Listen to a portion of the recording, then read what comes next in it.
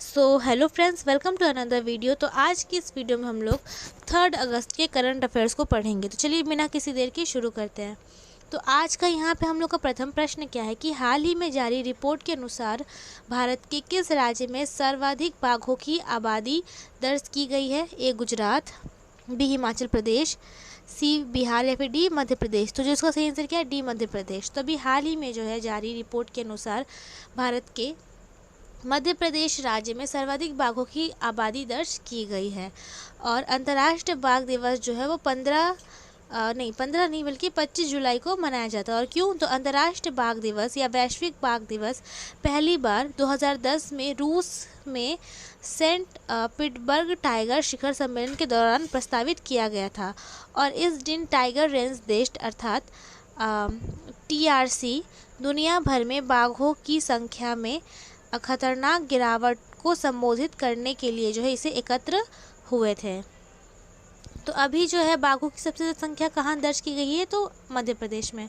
अब हम लोग बढ़ते हैं हमारे नेक्स्ट क्वेश्चन की तरफ। तो यहाँ पे जो हम लोग का नेक्स्ट क्वेश्चन है वो ये है कि हाल ही में महाराष्ट्र सरकार ने किसे पहला उद्योग रत्न अवार्ड देने का फैसला किया है? ए गौतम अदानी, बी रतन टाटा, सी मुकेश अंबानी या फिर डी उपयुक्त सभी। तो जो उसका सही आंसर क्या है? बी रतन टाटा। तो अभी हाल ही में जो है महाराष्ट्र सरकार ने रतन टाटा जी को उद्योग रत्न अवार्ड देने का फैसला किया है। तो अब हम लोग बढ़ते हैं हमारे नेक्स्ट क्वेश्चन की तरफ। और यहाँ पे जो हम लोग का नेक्स्ट क्वेश्चन है वो ये पूछा गया कि हाल ही में NAAC मूल्यांकन और प्राधिकरण के नए अध्यक्ष कौन बने? ए मनोज यादव, बी राकेश पाल, सी गणेश कनन भिराब या फिर डी नितिन अग्रवाल। तो जो उसका सही आंसर क्या है? सी गणेश कनन भिराब। तो अभी हाल ही में जो है NAAC अर्थात राष्ट्रीय मूल्यांकन और प्राधिकरण के नए अध्यक्ष गणेश कनन भिराब बने हैं। राष्ट्रीय मूल्यांकन एवं प्रत्यायन परिषद एक संस्था है जो भारत के उच्च शिक्षा, अन्य शिक्षा और संस्थानों का आकलन तथा मान्यता का कार्य करती है। और इसकी स्थापना सन 1984 ईस्वी में की गई थी। तो अब हम लोग बढ़ते हैं हमारे नेक्स्ट क्वेश्चन की तरफ। और यहाँ पे जो हम लोग का नेक्स्ट क्वेश्चन है वो ये पूछा गया है कि हाल ही में doctor APJ Abdul Kalam memory never die का विमोचन किसने किया? ए नरेंद्र मोदी, बी अमित शाह, सी निर्मला सीतारमण या फिर डी राजनाथ सिंह। तो जो उसका सही आंसर क्या है? बी अमित शाह। तो हाल ही में doctor APJ Abdul Kalam memories never die का विमोचन अमित शाह ने किया है। और ये जो है अमित शाह ने तमिलनाडु में किया था। और इसका विमोचन मतलब किसने किया? तो YS राजन और डॉक्टर APJ नाजिम ने जो है इसे लिखा। और 15 अक्टूबर को जो है अब्दुल कलाम जी का क्या है? 15 अक्टूबर को जो है छात्र दिवस मनाया जाता है अब्दुल कलाम जी की याद में। अब हम लोग बढ़ते हैं हमारे नेक्स्ट क्वेश्चन की तरफ। तो यहाँ पे जो हम लोग का नेक्स्ट क्वेश्चन है ये पूछा गया है कि हाल ही में किसके द्वारा पहला फ्लोटिंग स्टोर खोला जाएगा? ए रिलायंस, बी अडानी ग्रुप, सी अमेजॉन इंडिया या फिर डी गूगल इंडिया। तो जो इसका सही आंसर क्या है? सी अमेजॉन इंडिया। तो हाल ही में अमेजॉन इंडिया द्वारा पहला फ्लोटिंग स्टोर खोला जाएगा। और ये जो स्टोर है वो कहाँ है? तो डल झील में। और डल झील को श्रीनगर का गहना भी कहते हैं। और 2015 में जो है इसे स्टार्ट कर दिया गया है। और तैरता एक और क्वेश्चन है कि तैरता हुआ ATM किसने स्थापित किया? डल झील के पास ही तैरता हुआ ATM किसने स्थापित किया? तो SBI बैंक ने, स्टेट बैंक ऑफ इंडिया। तो अब हम लोग बढ़ते हैं हमारे नेक्स्ट क्वेश्चन की तरफ। और यहाँ पे जो हम लोग का नेक्स्ट क्वेश्चन है वो ये पूछा गया है कि हाल ही में इसरो ने PSLV C56 रॉकेट से किस देश के साथ 7 उपग्रहों को लॉन्च किया? A Thailand, B Bhutan, C Brazil या फिर डी सिंगापुर। तो जो उसका सही आंसर क्या है? D Singapore. तो इसरो ने रविवार को सिंगापुर के 7 उपग्रहों के सफलतापूर्वक लॉन्च किया। और इस लॉन्चिंग में PSLV C56 रॉकेट का यूज़ किया गया है। इसरो ने बताया कि यह नया मिशन इस साल अप्रैल में शुरू किया जाएगा। और PSLV C56 टेलोस 2 मिशन का एक्सटेंशन है। और इसरो इस मशीन के ज़रिए अंतरिक्ष के कचरे को कम करने की दिशा में काम कर रहा है।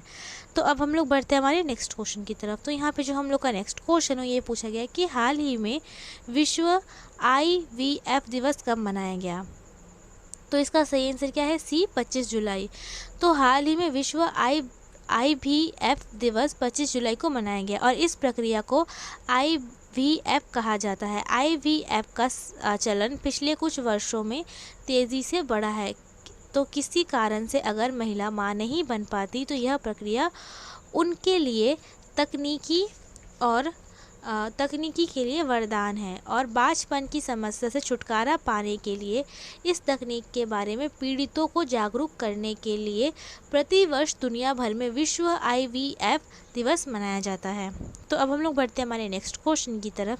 तो यहाँ पे जो हम लोग का नेक्स्ट क्वेश्चन है वो ये पूछा गया है कि हाल ही में भारत की पहली ऑनलाइन गेमिंग अकादमी कहाँ खोली गई। ए मध्य प्रदेश, बी राजस्थान, सी न्यू दिल्ली, फिर डी महाराष्ट्र। तो जो इसका सही आंसर क्या है, ए मध्य प्रदेश। तो हाल ही में भारत की पहली ऑनलाइन गेमिंग अकादमी मध्य प्रदेश में खोली गई। अब हम लोग बढ़ते हैं हमारे नेक्स्ट क्वेश्चन की तरफ।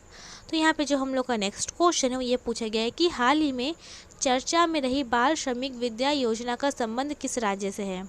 ए राजस्थान, बी उत्तर प्रदेश, सी मध्य प्रदेश या फिर डी छत्तीसगढ़। तो जो उसका सही आंसर क्या है, बी उत्तर प्रदेश। तभी हाल ही में चर्चा में रही बाल श्रमिक विद्या योजना का संबंध उत्तर प्रदेश से जो संबंधित है और उत्तर प्रदेश में जो है 20 जिलों में इस योजना को जो है चलाया जा रहा है और इस साल वहाँ टारगेट क्या है कि 75 जिलों से 5000 बच्चे को जो है इस योजना में संगठित किया जाए। और ये जो है बाल विद्या श्रमिक योजना क्या है, तो बाल श्रमिक विद्या योजना के अंतर्गत सरकार द्वारा बच्चों को लाभान्वित किया जाता है। इसके अलावा योजना के तहत बालकों को हर महीने 1000 दिए जा रहे हैं जबकि बालिकाओं को 1200 हर महीने प्रदान किए जा रहे हैं। सरकार का लक्ष्य 2000 बच्चों को योजना से जोड़ने का था जिसे पूर्ण कर लिया गया है। अब हम लोग बढ़ते हैं हमारे नेक्स्ट क्वेश्चन की तरफ। तो यहाँ पे जो हम लोग का नेक्स्ट क्वेश्चन है ये पूछा गया है कि हाल ही में अडानी ट्रांसमिशन का नाम बदलकर क्या कर दिया गया है। A Adani green, B Adani power solution, C Adani energy solution या फिर D Adani Wilmar power solution. तो जो उसका सही आंसर क्या है, सी अडानी एनर्जी सॉल्यूशन। तो हाल ही में अडानी ट्रांसमिशन का नाम बदलकर अडानी एनर्जी सॉल्यूशन कर दिया गया है। तो अब हम लोग बढ़ते हैं हमारे नेक्स्ट क्वेश्चन की तरफ और यहाँ पे जो हम लोग का नेक्स्ट क्वेश्चन है ये पूछा गया है कि हाल ही में प्रधानमंत्री नरेंद्र मोदी ने कहाँ से 1.25 लाख PM किसान समृद्धि केंद्र सरकार राष्ट्र को समर्पित किया है।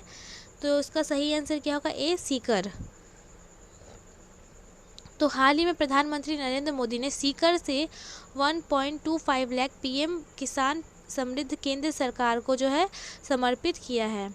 और ये केंद्र क्या है, तो इन केंद्रों को खोलने का मकसद किसानों को खेती के बारे में जागरूक करना और खेती संबंधित मिशनरी बीज आदि को अच्छी दरों पर उपलब्ध कराना है। इन केंद्रों की सफलता से किसानों की समस्याएं एक छत के नीचे ही हल हो जाएंगी। और ये सीकर कहाँ है, तो ये जो है राजस्थान में है। अब हम लोग बढ़ते हैं हमारे नेक्स्ट क्वेश्चन की तरफ। तो यहाँ पे जो हम लोग का नेक्स्ट क्वेश्चन है ये पूछा गया है कि हाल ही में टाटा मोटर्स का अध्यक्ष किसे नियुक्त किया गया है। ए के कृतिवासन, बी आर मुकुंदन, सी राजेश कनन या फिर डी प्रवीण सिंह। तो जो उसका सही आंसर क्या है, सी राजेश कनन। तो हाल ही में टाटा मोटर्स का अध्यक्ष राजेश कनन को नियुक्त किया गया। अब हम लोग बढ़ते हैं हमारे नेक्स्ट क्वेश्चन की तरफ। तो यहाँ पे जो हम लोग का नेक्स्ट क्वेश्चन है ये पूछा गया है कि हाल ही में दुनिया की सबसे बड़ी राष्ट्रीय पुरुष प्रतियोगिता द रूबर मिस्टर इंडिया का आयोजन कहाँ किया जाएगा। ए बेंगलोर, बी गोवा, सी मुंबई या फिर डी हैदराबाद। तो जो उसका सही आंसर क्या है, बी गोवा। तो हाल ही में दुनिया की सबसे बड़ी राष्ट्रीय पुरुष प्रतियोगिता द रूबर मिस्टर इंडिया का आयोजन गोवा में किया जाएगा। अब हम लोग बढ़ते हैं हमारे नेक्स्ट क्वेश्चन की तरफ। तो यहाँ पे जो हम लोग का नेक्स्ट क्वेश्चन है वो ये पूछा गया है कि हाल ही में लद्दाख का पहला महिला पुलिस स्टेशन कहाँ खोला गया। ए करजौक, बी नुब्रा, सी लेह या फिर डी कारगिल। तो जो उसका सही आंसर क्या है, डी कारगिल। तो अभी हाल ही में लद्दाख का पहला महिला पुलिस स्टेशन जो है वो कारगिल में खोला गया और ये जो है महिला की सुरक्षा को मद्देनज़र रखकर इसे जो है खोला गया है। अब यहाँ पे जो हम लोग का नेक्स्ट क्वेश्चन है वो ये है कि हाल ही में बिहार राज्य महिला आयोग का अध्यक्ष किसे नियुक्त किया गया है। ए ए मेघना अहलावत, बी नलथम्बी, सी सुधा शिव कुमार, या फिर डी अश्वमेघ देवी। तो जो उसका सही आंसर क्या है, डी अश्वमेघ देवी। तो हाल ही में बिहार राज्य महिला आयोग का अध्यक्ष अश्वमेघ देवी जी को जो है नियुक्त किया गया है। अब हम लोग बढ़ते हैं हमारे नेक्स्ट क्वेश्चन की तरफ। तो यहाँ पे जो हम लोग का नेक्स्ट क्वेश्चन है ये पूछा गया कि हाल ही में जूनियर एशियाई जूडो चैंपियनशिप 2023 का आयोजन कहाँ किया गया। A China, B India, C Tajikistan, या फिर डी श्रीलंका। तो जो उसका सही आंसर क्या है, ए चाइना। तो अभी हाल ही में चाइना में जूनियर एशियाई जूडो चैंपियनशिप 2023 का आयोजन किया गया और भारत जो है इस चैंपियनशिप में टोटल 5 मेडल लेके आया, जिसमें से 3 गोल्ड हैं, 1 सिल्वर और 1 ब्रॉन्ज मेडल है। अब हम लोग बढ़ते हैं हमारे नेक्स्ट क्वेश्चन की तरफ। तो यहाँ पे जो हम लोग का नेक्स्ट क्वेश्चन है वो ये पूछा गया है कि हाल ही में फीफा महिला फुटबॉल विश्व कप खेलने वाली सबसे कम उम्र की खिलाड़ी कौन बनी है। तो ए रानी मेहता, बी कैसी फेरी, सी क्रिस लीवर, या फिर डी इनमें से कोई नहीं। तो जो इसका सही आंसर क्या है, डी बी कैसी फेयर। तो अभी हाल ही में फीफा महिला फुटबॉल विश्व कप खेलने वाली सबसे कम उम्र की खिलाड़ी जो है वो कैसी फेयर बन चुकी है और इनकी उम्र क्या है, तो 16 वर्ष।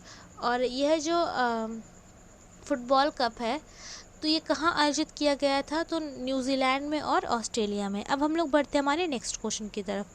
तो यहाँ पे जो हम लोग का नेक्स्ट क्वेश्चन है वो ये पूछा गया कि हाल ही में कारगिल एक यात्री की जुबानी नामक पुस्तक किसने लिखी। ए डॉक्टर ओम प्रकाश कौल, बी रूपा पाई, सी एस हुसैन जैदी, या फिर डी ऋषि राज। तो जो उसका सही आंसर क्या है, डी ऋषि राज। तो अभी हाल ही में कारगिल एक यात्री की जुबानी नामक पुस्तक ऋषि राज जी ने जो है वो लिखी है। अब हम लोग बढ़ते हैं हमारे नेक्स्ट क्वेश्चन की तरफ। तो यहाँ पे जो हम लोग का नेक्स्ट क्वेश्चन है ये पूछा गया कि हाल ही में मानव तस्करी के खिलाफ विश्व दिवस कब मनाया गया। ए 27 जुलाई, बी 28 जुलाई, सी 29 जुलाई, फिर डी 30 जुलाई। तो जो उसका सही आंसर क्या है, डी 30 जुलाई। तो हाल ही में मानव तस्करी के खिलाफ विश्व दिवस 30 जुलाई को मनाया गया।